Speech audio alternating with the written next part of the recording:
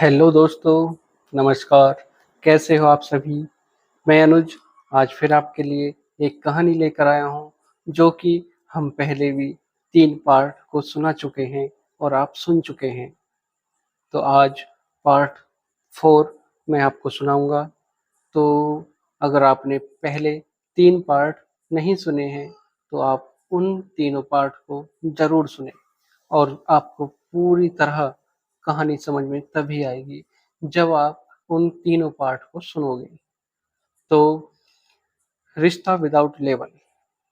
कहानी में आगे बढ़ने से पहले अगर आप मेरे चैनल पर नए हैं तो चैनल को सब्सक्राइब करें और वीडियो को लाइक करें, शेयर करें और कमेंट में अपना सुझाव ज़रूर बताएं कि मैं अपनी वीडियो में क्या कमी है, क्या कमी रखता हूँ। कोई कमी है तो आप मुझे कमेंट करके ज़रूर बताएं। तो चलते हैं कहानी की तरफ। रिश्ता विदाउट लेबल पार्ट 4, कजिन वाला मसाला। जब सचिन को पता चलता है कि सीमा उसकी कजिन है तो सचिन बहुत ही डिप्रेशन में पहुंच जाता है। तो चलते हैं कहानी की तरफ। उस रात के बाद सचिन और सीमा के बीच कोई बात नहीं हुई। सीमा अपनी पढ़ाई में ही बिजी हो गई क्योंकि कुछ दिन में उसका एग्जाम था और सचिन को तो जब से पता चला कि सीमा उसकी कजिन है तब से वो तो अजीब सा ही हो गया। उसने कोशिश भी नहीं की कि सीमा से मिलने की, ये बात करने की। अपनी मम्मी से भी उसने और डिटेल्स लेनी नहीं चाहिए। उसको शौक ही इतना बड़ा लगा था। वो ये सब बोलता भी कैसे? उसे तो आंखें बंद करने पर सीमा का वही चेहरा याद आ रहा था। वहां सीमा घर से बाहर निकलती नहीं थी और पढ़ाई में ही अब इतनी मशगूल हो गई थी, उसे तो पता भी नहीं था कि अब सचिन किस हाल में था, क्या हुआ है, क्या बात है। वो फिलहाल हर किसी चीज से अनजान थी। वो जब पढ़ाई कर रही होती थी तब उसका ध्यान कहीं और नहीं जाता क्योंकि उसकी पहली पहली दो जो वो एग्जाम दे चुकी थी उनमें फेल हो चुकी थी। इसलिए वो ये नहीं चाहती कि इस बार भी वो ऐसा कुछ कर पाए। वो इस बार सिर्फ एग्जाम को क्लियर करना चाहती। और फिर जब 4 दिन के बाद वो पेपर देकर घर लौटी, खुश थी वो, अच्छा गया उसका एग्जाम। उसने तब अपना फोन लिया और सचिन को मैसेज किया, अच्छा हुआ मेरा पेपर सचिन, कहाँ हो तुम, मिलोगे नहीं क्या आज मुझसे? सचिन ने रिप्लाई किया, नहीं, आज नहीं मिल सकता। सीमा को उसका रिप्लाई पढ़कर थोड़ा अजीब लगा कि उसने एग्जाम के बारे में उससे कुछ नहीं पूछा, कोई रीजन नहीं दिया कि क्यों नहीं मिलना चाहता। फिर सीमा ने उसे मैसेज किया, एग्जाम ओवर तो मैं रश्मि के पीजी फिर से जा रही हूँ वापस, तो की लेने नहीं आओगे क्या? सचिन ने रिप्लाई किया, मैं अभी नहीं आ पाऊंगा, तुम चाबी डोर मेट में नीचे रख देना और चली जाना। सीमा को अजीब लग रहा था कि सचिन अचानक इतना कैसे बदल गया, ऐसा बिहेव क्यों कर रहा है, 4 दिन में ऐसा क्या हो गया उसे। फिर ऐसे ही दिन गुजरते गए और 15 दिन निकल गए पर सचिन और सीमा मिले नहीं। सीमा उससे बात करने की कोशिश करती तो सचिन वन वर्ड रिप्लाई देकर बात खत्म कर देता था। मिलने के लिए पूछती तो मना कर देता। सीमा सोच रही थी, उस रात तक तो सब ठीक था, फिर अचानक ये मुझसे दूर क्यों होने की कोशिश कर रहा है, ये बात क्यों नहीं कर रहा ढंग से। फिर उसे ये लाइन अपनी जिंदगी की कहानी बयान करने लगी कि मत रखना इतनी उम्मीद किसी से, ये लोग आगे चल के बदल जाएंगे, रात को खूब बातें करेंगे तुमसे और सुबह होने तक सब भूल जाएंगे। उसे अपने पास्ट रिलेशनशिप भी याद आने लगा। विजय, यही तो हुआ था। तब भी धीरे धीरे बातें खत्म हुई, फिर रिश्ता भी खत्म हुआ। वो सोचने लगी, ऐसा मेरे साथ ही क्यों होता है, आदत बना के सब क्यों छोड़ देते हैं मुझे। पर उसे सचिन पे गुस्सा भी आ रहा था कि ऐसा कैसे कर सकता है वो, ऐसे ट्रीट कैसे कर सकता है। तो उसने वजह जानने के लिए सचिन को फिर एक मैसेज किया, तुम मुझसे बात क्यों नहीं कर रहे हो, मिले भी नहीं, इग्नोर क्यों कर रहे हो मुझे। सीमा, आज मुझे एक बात पता चली है एंड उसे जानकर मुझे नहीं लगता कि अब हमें मिलना चाहिए, क्योंकि हम दोनों, कैसे बोलूं मैं। सचिन ने हिचकिचाते हुए सीमा से कहा। सीमा ने जवाब दिया, क्या हम दोनों? बोलो सचिन, हम दोनों क्या? सचिन ने कहा, मतलब आज नहीं। ये बात तो मुझे पहले ही पता चल गई थी, पर इतना समझ लो कि सचिन, आधी अधूरी बातें मत करो। क्या पता चला है तुम्हें? आज पता चला है, पहले पता चला है, मुझे क्या पता मतलब उससे। तुम मुझे बस इतना बताओ कि ऐसे बिहेव क्यों कर रहे हो मुझसे। सचिन अपने बिस्तर पे लेटा हुआ था। उसकी मम्मी ने उसे आवाज लगाई, बेटा खाना खा ले आकर। सचिन जब अपने कमरे से बाहर निकला, उसने फोन लॉक कर रख दिया और सीमा का मैसेज सीन पे छोड़ दिया और खाना खाने के लिए बैठ गया। तभी पीछे से उसकी मम्मी ने सचिन से बोला, बेटा, आज मेरी नीलम से बात हुई थी, आज लग ही गया उसका कॉल। तो मैंने पूछा उससे कि उसकी छोटी बेटी क्या यहाँ दिल्ली में रहती है, तो उसने बताया नहीं,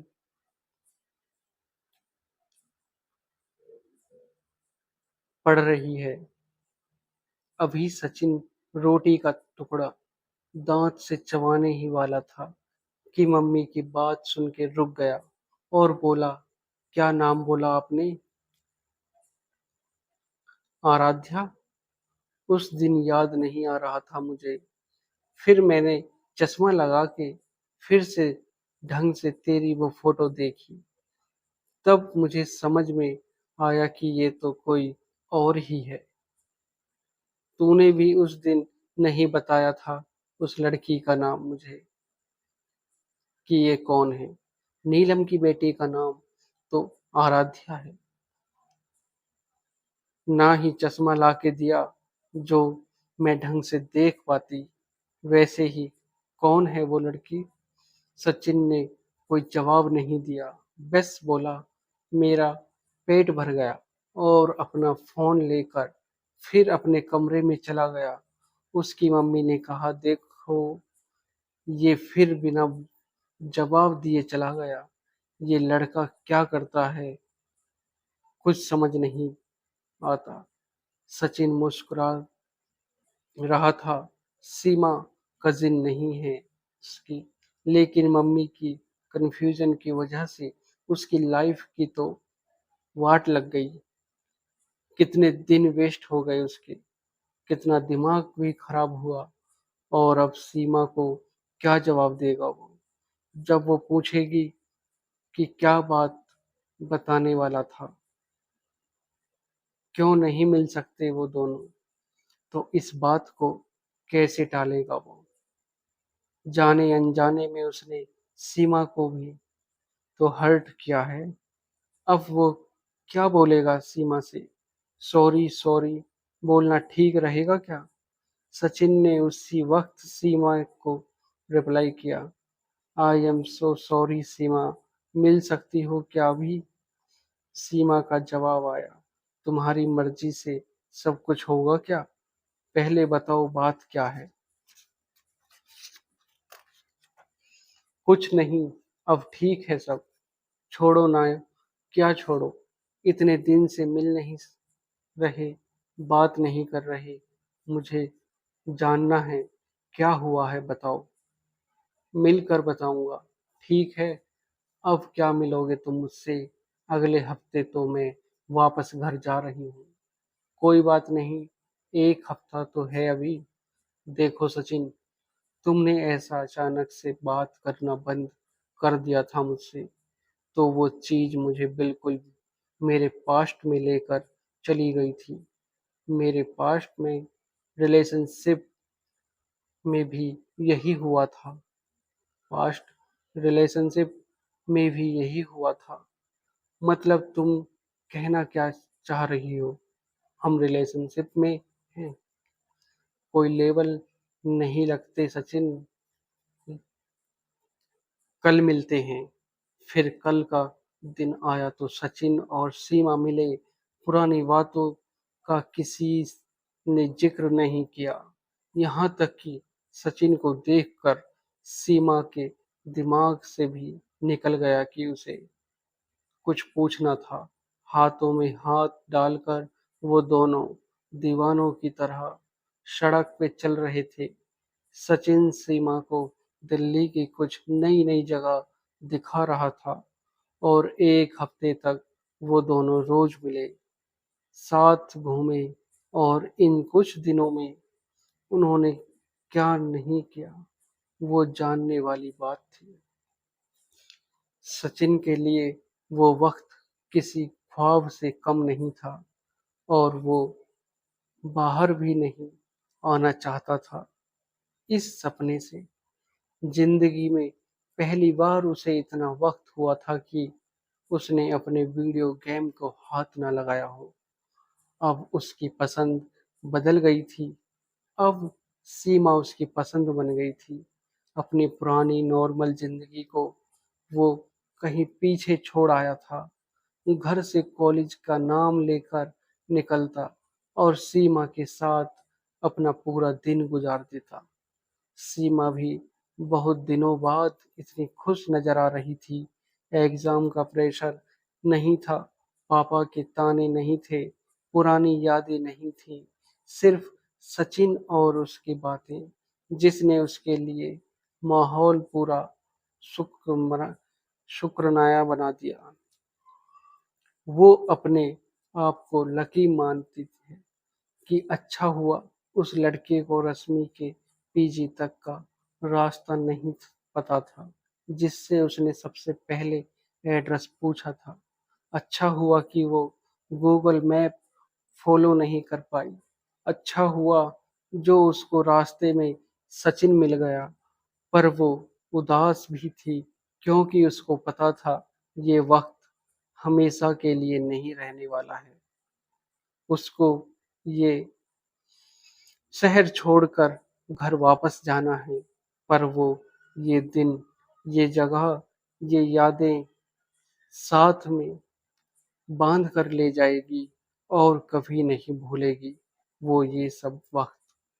सचिन को तो अभी भी यकीन नहीं होता कि उसके जिंदगी में भी कोई है, जैसे वो अपना दोस्त कह सकता है। फेसबुक वाला नहीं, सच का दोस्त। पर जब उसको पता चला कि अब सीमा के जाने का वक्त हो गया है, वो अपने घर वापस जा रही है, उसे बहुत बुरा लगा और गुस्सा भी आया अपने ऊपर कि उसने क्यों वो 15 दिन वेस्ट कर दिए, जिन्हें वो सीमा के साथ खुशी खुशी गुजार सकता था। उसे उसकी ख्वाहिश पूछे, वो यही बोलेगा कि उसे वो 15 दिन वापस चाहिए। वो उन्हें सीमा के साथ जीना चाहता है, पर रियलिटी ये थी कि वो दोनों स्टेशन पे खड़े थे। सचिन सीमा को फिलहाल गुड बाय बोलने स्टेशन तक ड्रॉप करने आया था। वो दोनों कुछ कह नहीं पा रहे थे एक दूसरे से, पर उन दोनों की आंखें सब बयान कर रही थीं। किसी को अलविदा कैसे कहते हैं। अभी कुछ दिन पहले तक जो तुम्हारे साथ रोज अपना हर सेकंड बिता रहा था, अब कल से वो तुम्हें तुम्हारे साथ नहीं दिखेगा। तुम उसकी गली तक जाओगे और उसके बिना लौट आओगे। तुम्हारे कदम के साथ जो उसके कदम मिलकर एक अलग ही धुन बनाते थे, अब कल से तुम वो नहीं सुन पाओगे।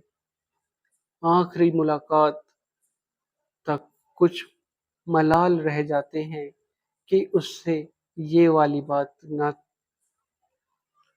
थोड़े दिन पहले कह देनी चाहिए थी, तो उसके बाद वो वाले मोमेंट्स ना होते। हम थोड़े दिन और जी सकते थे, पर अब उन सब से कोई फर्क नहीं पड़ता। सीमा जा रही थी। सचिन ने उसका हाथ पकड़ा हुआ था, मानो अगर उसके बस में होता तो वो ये हाथ कभी छोड़ता ही नहीं। और प्लेटफॉर्म पे ट्रेन आकर खड़ी हो गई।